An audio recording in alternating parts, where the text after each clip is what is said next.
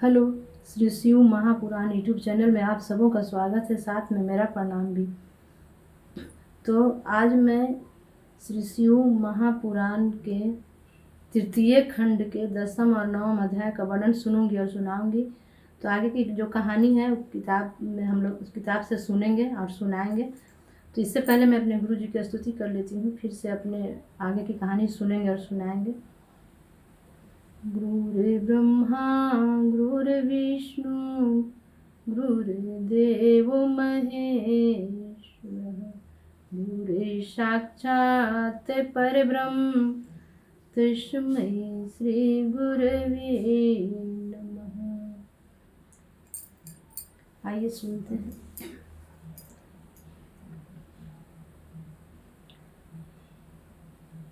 10वां अध्याय। सूत जी ने कहा, हे ऋषियों, इतनी कथा सुनकर नारद जी ने ब्रह्मा जी से कहा, हे पिता, जिस प्रकार आपने भगवती गिरजा की सुंदरता का वर्णन किया, उसी प्रकार उनके विवाह का चरित्र भी मुझे सुनाने की कृपा करें। ब्रह्मा जी बोले, हे नारद, शिव जी तथा शिवरानी की लीलाएं परम आश्चर्यजनक है। वे तीनों लोकों के स्वामी हैं, अतः तुम्हें उचित है कि तुम संदेह रहित होकर उनकी संपूर्ण कथाओं में विश्वास रखो। अब मैं तुम्हें उनके विवाह का चरित्र सुनाता हूँ। कुछ लोगों का यह कहना है कि गिरजा का विवाह स्वयंवर के रूप में हुआ, परंतु कल्प भेद के अनुसार गिरजा के विवाह की कथाएं अलग अलग प्रकार से है। एक कथा यह है कि शिव जी दिगंबर वेश में भिक्षुक बन स्वरूप धारण कर हिमाचल के द्वार पर विवाह करने के लिए आए थे। उस समय वे बैल पर आरूढ़ थे और शुक्र तथा शनिश्चर नामक देवता उनके साथ थे। अन्य देवता उनके साथ तो थे, परंतु वे प्रत्यक्ष दिखाई नहीं देते थे। अस्तु इस प्रकार विवाह के निमित्त पधार कर सर्वप्रथम शिव जी ने हिमाचल के अहंकार का नाश किया। तदुपरांत वे बारात सजाकर विवाह करने को पधारे और गिरजा को अंगीकार किया। हे नारद, कुछ आचार्यों का कहना है कि शिव जी ने गिरजा की तपस्या से प्रसन्न होकर उनके साथ विवाह करना स्वीकार किया और बारात लेकर हिमाचल के घर जा पहुँचे। वहाँ उन्होंने अनेकों प्रकार की लीलाओं के द्वारा सब लोगों को सुख पहुँचाया तथा मैना के भ्रम को नष्ट किया।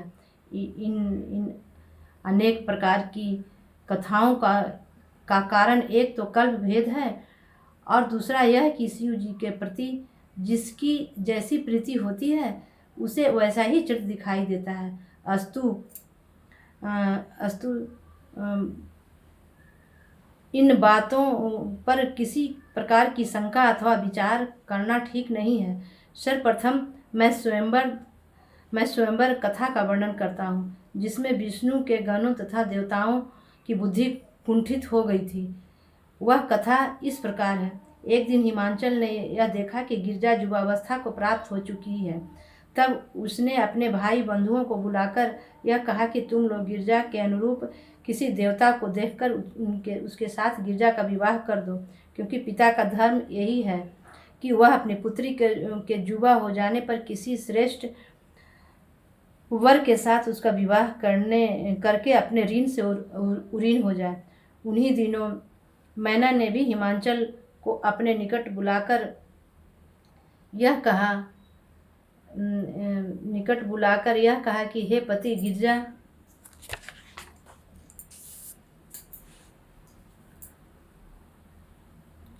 गिरजा युवावस्था को प्राप्त हो चुकी है। अस्तु आप उसके लिए कोई श्रेष्ठ वर ढूंढे। उन्होंने यह भी कहा कि गिरजा मुझे अत्यंत प्रिय है, अतः इसके लिए कोई ऐसा जोग वर ढूंढे जो सब प्रकार से प्रशंसा का पात्र हो।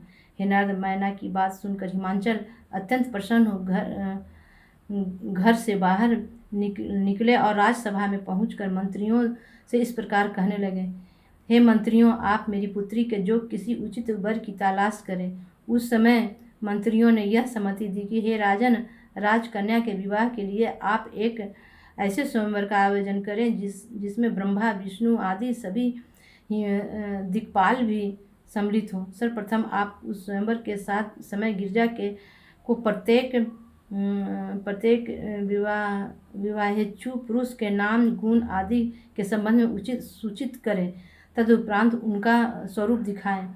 उस समय गिरजा जिसके कंठ में वरमाला डाल दे उसी के साथ गिरजा का विवाह कर दिया जाए। मंत्रियों की इस सम्मति को सुनकर हिमांचल को अत्यंत प्रसन्नता हुई। तब उन्होंने स्वयंवर की तिथि निश्चित कर सब लोगों के पास निमंत्रण पत्र भेज दिए। हे नारद, गिरजा के स्वयंवर का समाचार प्राप्त कर सभी देवता हिमांचल के नगर में जा पहुँचे। मैं, विष्णु जी, इंद्र तथा सूर्य, चंद्रमा, अग्नि तथा अन्य दिक्पाल भी अपनी अपनी बारात सजाकर बड़ी धूमधाम से हिमांचल के यहाँ गए। हे नारद, हम सब लोगों को देखते ही हिमांचल ने अगवानी करते हुए सबका अत्यंत आदर सत्कार किया। तदुपरांत स्तुति एवं प्रशंसा करके रहने के लिए श्रेष्ठ निवास दिया। उसने अन्य सब देवताओं को भी बहुत सेवा की। जब हम लोग स्वयंवर स्थल में जा पहुंचे तो विचित्र मंडप को देखकर हमें अत्यंत आनंद हुआ। हम लोग परस्पर बातें करते हुए कहने लगे, देखें आज गिरजा किस पर प्रसन्न होती हैं और किसे उनके साथ विवाह करने का सौभाग्य प्राप्त होता है। कोई कहता वे विष्णु जी को स्वीकार करेंगी और कोई अन्य देवता का नाम लेता था। बीच बीच में सब लोग यह भी कहते जाते थे कि गिरजा का विवाह जिसके साथ होगा उसी को हम सब अपने से उत्तम और प्रधान पुरुष समझ लेंगे।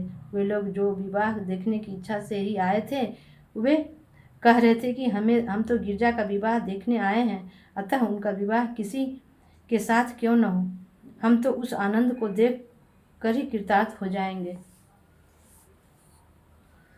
11वां अध्याय।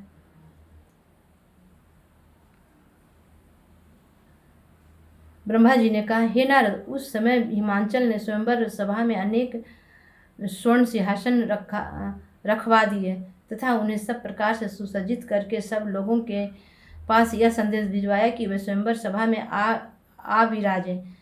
उन संदेश को सुनकर प्रत्येक व्यक्ति बड़ी धूमधाम से स्वयंवर मंडप में जा पहुंचा। इंद्र ऐरावत हाथी पर सवार होकर आया। विश्वानर के पुत्र अग्नि अपने गणों के साथ बड़ी सज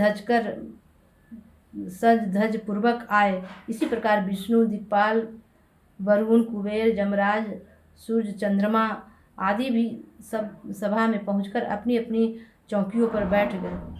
मैं भी अपने हंस पर बैठकर उस स्वयंवर सभा में पहुंच गया। वहां मैंने यह देखा कि विष्णु जी चतुर्भुजी रूप धारण किए, पीत वस्त्र पहने, रत्नालंकारों से सुसज्जित हो सभा में बैठे हुए हैं। कोई भी देवता ऐसा न था जो वहां दिखाई न पड़ रहा हो। मेरी विष्णु जी की तथा अन्य सभी लोगों की यह इच्छा थी कि गिरजा का विवाह केवल हमारे साथ ही हो। संपूर्ण पर्वत अर्थात कनकगिरी, देवकूप, विंध्य पर्वत, त्रिकूट, करवीर, चित्रकूट आदि भी उस सभा में आए थे और समुद्र के जीव भी मनुष्यों का स्वरूप धारण कर आ पहुँचे थे। तात्पर्य यह है कि प्रत्येक लोक, प्रत्येक द्वीप, प्रत्येक दिशा तथा प्रत्येक नगर से आए हुए जीव उस स्वयंवर सभा में उपस्थित थे। उस मंडप में सुख की संपूर्ण सामग्रियाँ उपस्थित थी। वहाँ घंटा, ढोल आदि विविध प्रकार के बाजे बज रहे थे तथा वेद पाठी जन वेद मंत्रों का उच्चारण कर रहे थे। 12वां अध्याय। ब्रह्मा जी ने कहा, हे नारद, जब स्वयंवर सभा में सब लोग यथास्थान आ विराजे उस समय हिमांचल ने गिरजा को यह आज्ञा दी कि अब तुम स्वयंवर सभा में पहुंचकर अपने अनुरूप पति का चुनाव कर लो। उस समय कुल की स्त्रियों ने गिरजा को अनेक प्रकार से श्रृंगार किया तथा सभी ने यह प्रार्थना की कि गिरजा का विवाह किसी श्रेष्ठ वर के साथ हो। अस्तु गिरजा भगवान सदाशिव का ध्यान धरते हुए स्वयंवर सभा में आ पहुंची। उस समय सहस्त्रों आंखें उनकी ओर उठ गईं। विवाहेच्छु सभी व्यक्तियों ने उन्हें अपनी ओर आकर्षित करने का प्रयत्न किया। उस समय सखियों ने सर्वप्रथम गिरजा का इंद्र के समीप ले जाकर खड़ा किया और उनका परिचय देते हुए बताया, हे पार्वती, इनका नाम इंद्र है। इन्होंने सहस्त्र यज्ञ किए हैं। जो व्यक्ति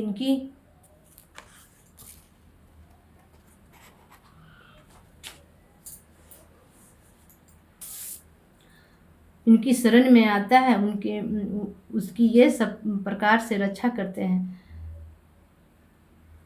इनका स्वरूप चंद्रमा से भी अधिक सुंदर है। इन्हें स्वीकार कर लेने में तुम इंद्राणी पद को प्राप्त करोगी तथा सब प्रकार से सुख भोग तुम्हें हर समय उपलब्ध होते रहेंगे। अस्तु हे गिरजे, तुम्हें उचित है कि तुम इनके साथ विवाह करना स्वीकार कर लो। हे नारद सखी की बात सुनकर गिरजा ने एक बार इंद्र की ओर नीची दृष्टि डाली तथा उन्हें प्रणाम करते हुए चुपचाप आगे बढ़ गई। इसी प्रकार सखियों ने विष्णु आदि देवताओं की प्रशंसा करते हुए उनमें से किसी को भी अपना पति चुन लेने की सलाह दी, परंतु गिरजा उन सबको प्रणाम करती हुई आगे बढ़ती गई। जब वे मुझ पर तथा विष्णु जी पर भी प्रसन्न नहीं हुई और वरमाला लेकर आगे बढ़ी, उसी समय अचानक ही शिव जी उस स्वयंवर स्थल में आकाश से प्रकट होकर आ विराजे। उन्हें देखते ही गिरजा के मुख पर प्रसन्नता चमक उठी और उन्होंने माला शिव जी के कंठ में डाल दी। आज की वाणी में अपने शिव गुरु के चरणों में विराम देती हूँ और आगे की कहानी है जो 13वां अध्याय में सुनने और सुनाने को मिलेगा अगले एपिसोड में।